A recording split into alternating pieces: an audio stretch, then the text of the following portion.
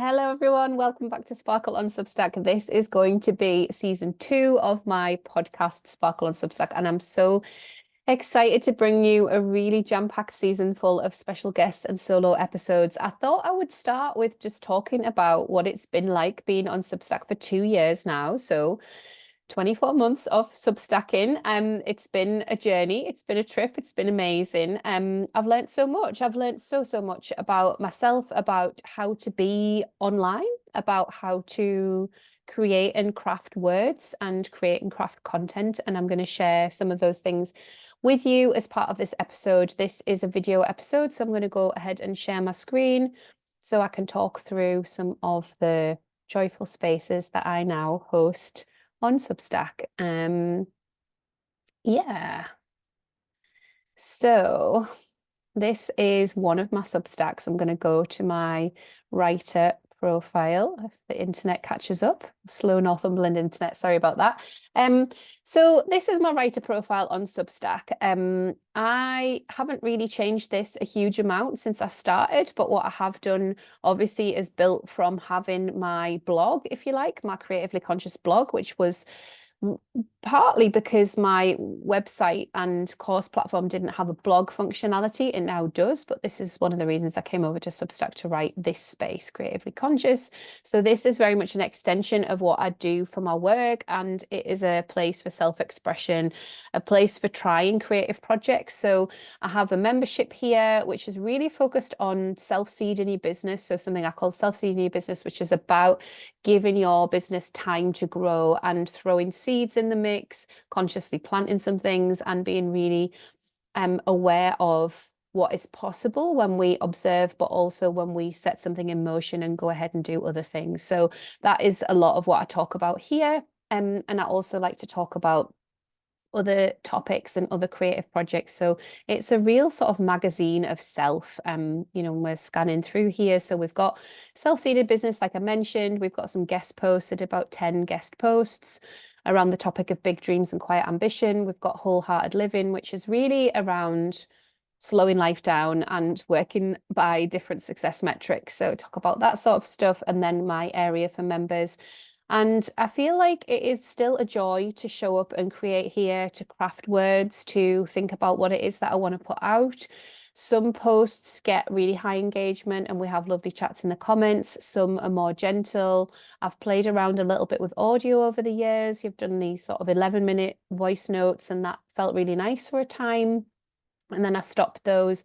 I took part in a project called The Sound Circle by Laura, my friend Laura Oldfield, and she stitched together everybody's audio around a topic. The topic was transitions, and I did enjoy coming back to voice notes, but I did find it quite a vulnerable space to come back to. So I'm just leaning into that and curious about that.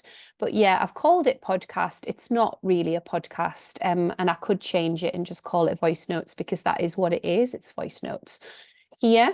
And then when we head over back to the writer profile, I have Company of Two, which is a slow grow space for mums. So it's a community for mums that I co-host with Laura, who I mentioned, and we podcast 4 podcast episodes a year.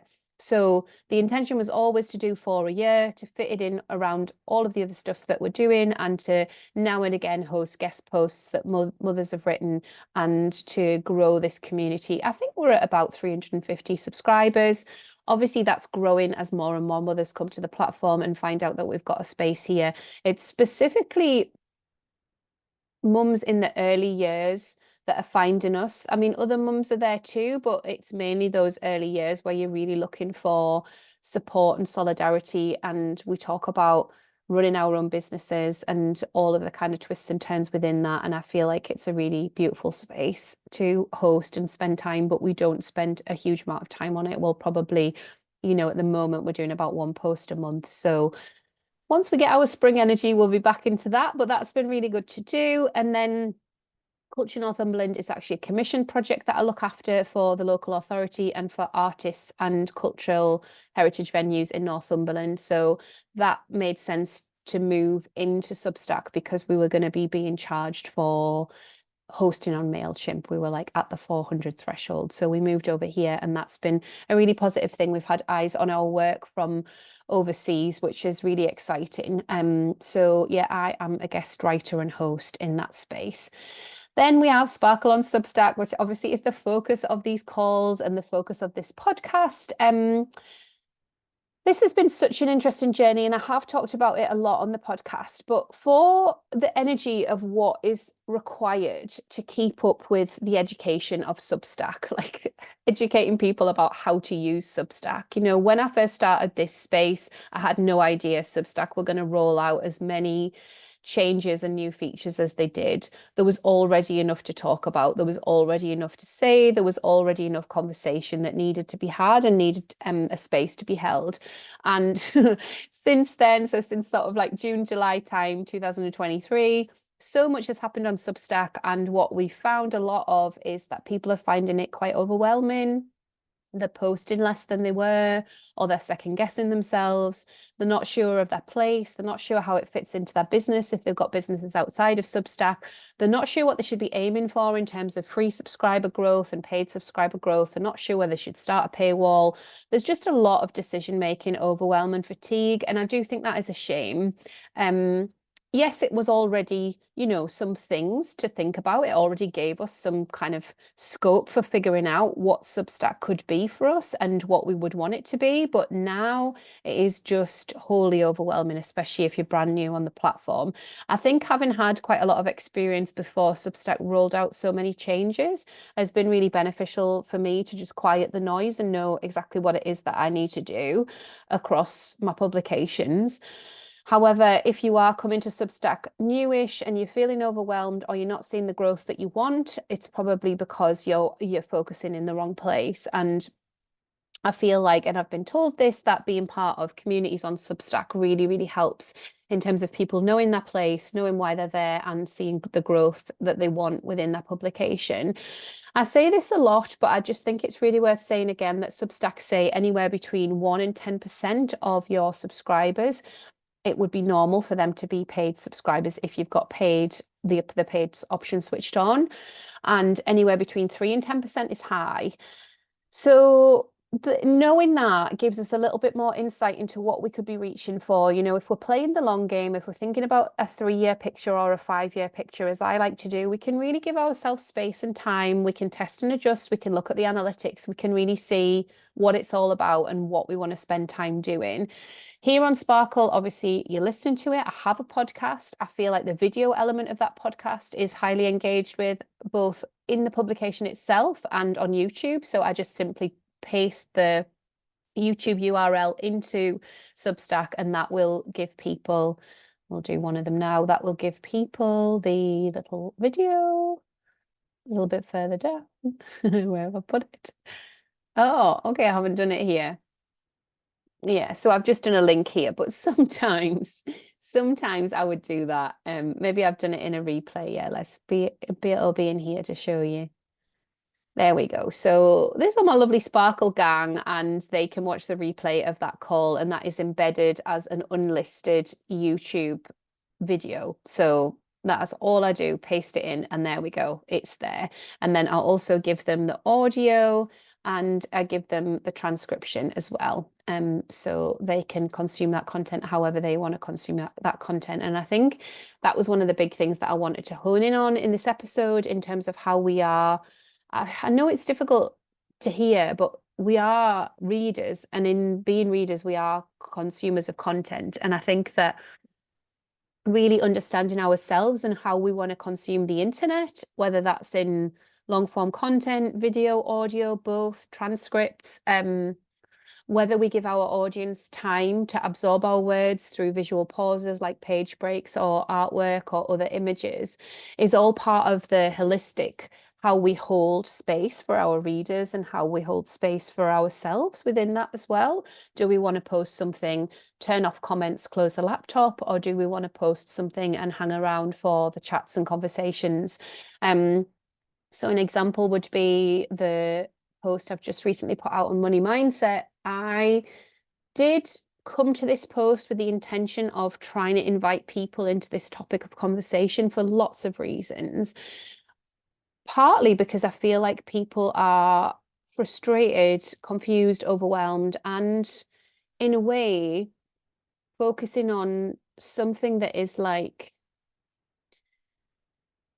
almost unobtainable. Like they're beating themselves up over something that is almost unobtainable. If people are coming to Substack and paywalling a couple of articles a month, and it takes them however many hours to paywall those articles, a simple sum would be work out how much you want to be paid by for your time, and then work out how many paid subscribers you need to pay for that time, and shoot for that, aim for that. Another way to look at it would be if you usually charge £35 a ticket for a workshop off Substack on Zoom, do you want to put that on Substack? Do you want to, and why? Like how is that serving you and how is that serving your business? I think we have to be really clear around what it is we're doing and why, and where the dopamine hit creeps in. And I'm laughing because we all know this. It's great to be received and appreciated, and it's great to have conversation on the internet, and it can be the biggest source of comparison. It was over on Instagram, somebody's post goes viral or somebody gets a lot more likes or a lot more comments or whatever. People started to see those filters as metrics of success. And actually, if our metric of success is how we feel, and if our metric of success is what we want to be paid, it all feels easier. So yes, read this post if you've not read it already, but I did want to point it out just in terms of an example of conversation in the comments. There are, 136 comments there, and I have enjoyed all of that conversation. I find it fascinating, and I feel like there's something in the positioning of what I want to do with my teaching space, my education space on Sparkle, that is about, let's not just chase after something that is completely unobtainable. Let's do the maths, work out what we want for ourselves. Maybe turning on paid isn't right for us. And if it's not right for us, like, let's go into what we are here to do and why. And there's a lot more that can be said about that, but I did want to spend a little bit of time in this podcast episode just exploring what our expectations are of ourselves and how that all feels and how that all lands in our body. So when I come to write a Substack post, and I'll finish with this, I'm always working out what it is I want this post to do. So why am I writing it? Is it a piece of self-expression? Is it a piece of connection and self-expression? Is it a piece of self-expression, education, inspiration, community? What is it? Why am I sitting and writing it? Why is it important? And then I would always go back and edit that piece to think about, is that clear enough to the reader? Is my intention with this post clear enough to the reader? I've written it. Have I done my call to action? So have I said, this is what I'd like you to do? Come and chat with me in the comments. Come and click here. Come and buy this program. Come and join the membership. We always have to think about what it is we're asking people to do, and know that people are oftentimes coming to the internet confused, distracted, overwhelmed, and they don't know if they want to click anything. And if you tell them to click too many things, they're not going to click any. Like, get them to click one thing. And I don't always do this, so I could take my own advice, but I'll tell you why.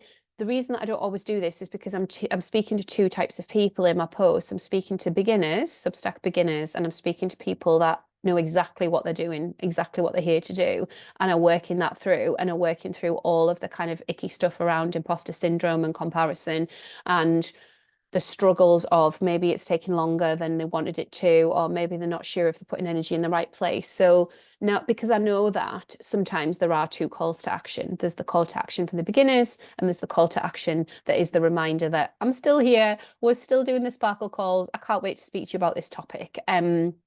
So yes, I am going to end it there because this is just a really short introduction to say I'm super excited about season 2, and I would really, really love to see you over in the Sparkle on Substack community. It would be so beautiful to have you there, whether you've got lots of time to spend on your Substack publication or just a little bit. It is a long game, and it's it's a community that we can learn and grow and layer up in terms of getting to know each other and getting to know what the space can be for us. So come on over to Sparkle and we'll chat more. We have twice a month support on using Substack's inbuilt feature notes, inbuilt social media network notes. We also have accountability threads. We have goal setting threads. We have education space, inspiration space. There's lots that goes on behind the scenes in terms of how my members find and interact with each other and do collaborations. And I would love for you to be part of that. you know, come for a year, commit to a year, let's hang out, let's grow, let's understand more about what it means to grow joyfully and sustainably together, because I'm so into that. And that's what I've done over this last 2 years. I can't quite believe it's been 2 years. But yeah, it's been amazing. And I'm so, so grateful to you all, and to the new people listening and the people filtering in every day. I see you, and welcome to Substack. Let's have fun.